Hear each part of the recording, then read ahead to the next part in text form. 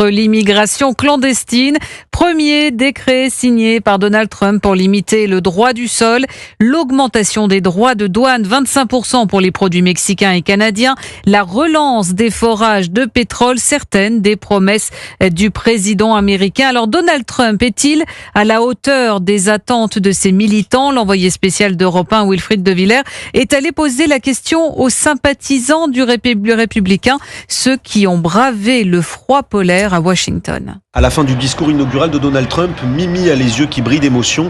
Il est enfin de retour à la Maison-Blanche et déjà au travail. Pendant sa campagne, il a dit qu'il y aurait des dossiers auxquels il allait s'attaquer dès le premier jour. C'est ce qu'il a fait. Je suis heureuse, on a récupéré notre pays.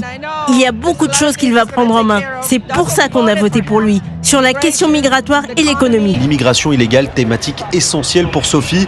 Elle vit à quelques centaines de mètres de la frontière mexicaine, alors les propos du président vont dans le bon sens. La sécurité à la frontière, c'est vraiment important pour moi. Et puis, il vient d'annoncer qu'il allait considérer les cartels comme des groupes terroristes. C'est incroyable.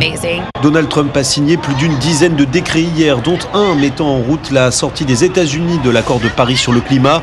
Lui qui a aussi promis d'intensifier les forages gaziers et pétroliers. Un symbole fort pour Tim. Cela ouvre la voie de grandes choses dans notre pays. Je pense que ce qui compte pour moi, c'est qu'il va nous ramener à l'indépendance énergétique. On s'en est vraiment éloigné ces 4 dernières années. Il salue aussi l'un des derniers décrets signés par Donald Trump hier, celui accordant la grâce à toutes les personnes condamnées pour l'assaut du Capitole en janvier 2021.